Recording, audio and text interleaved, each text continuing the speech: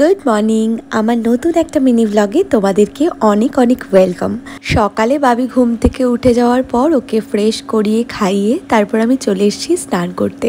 স্নান টান কমপ্লিট করে এবার একটু ফেসে টোনার আর সানস্ক্রিনটা অ্যাপ্লাই করলাম, তারপরে বসলাম পুজো দিতে। আজ যেহেতু বৃহস্পতিবার তাই পুজো দিতে আজকে আমার অনেকটাই সময় লাগবে।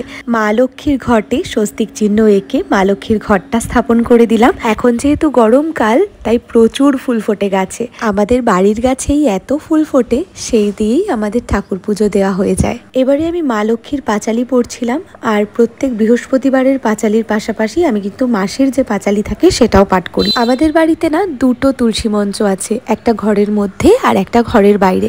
আজ সকাল থেকে যেহেতু প্রচন্ড বৃষ্টি হচ্ছে সেই জন্য আর বাইরে যেতে পারিনি, তাই ঘরেই তুলসী মঞ্চে জল দিয়ে দিয়েছি। পুজো দেওয়া তো আমার কমপ্লিট, এবার লাঞ্চটা প্রিপেয়ার করতে হবে।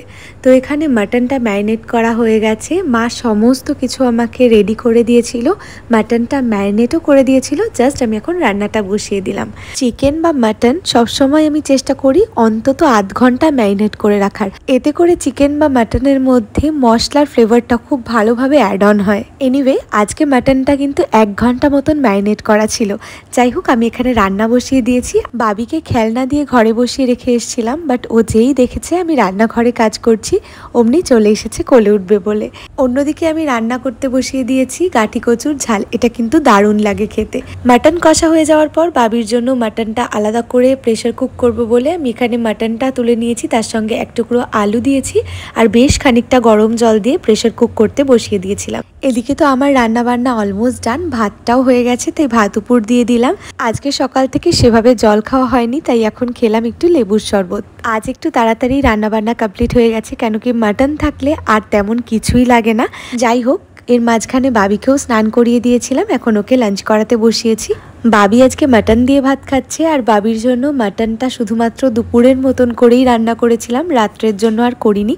বাচ্চাদের তাড়াতাড়ি মাটনটা ডাইজেস্ট হয় না, আর রাত্রিবেলা মাটন না দেয়াই ঠিক, তাই জন্য আমি কখনোই রাত্রিবেলা বাবিকে মাটন দিই না। বাবিকে লাঞ্চ করিয়ে এবার আমিও লাঞ্চ করতে বসে গেছিলাম। আমি মাটন খাইনি, আমি আজকে চিকেন দিয়েই ভাত খেয়েছিলাম। বাবির তো ঘুমের টাইম হয়ে গেছিলো, তাই ওকে ঘুম পাড়িয়ে ওর পাশেই কিছুক্ষণ শুয়েছিলাম, আর শুয়ে থাকতে থাকতে যে কখন ঘুমিয়ে গেছি বুঝতেই পারিনি।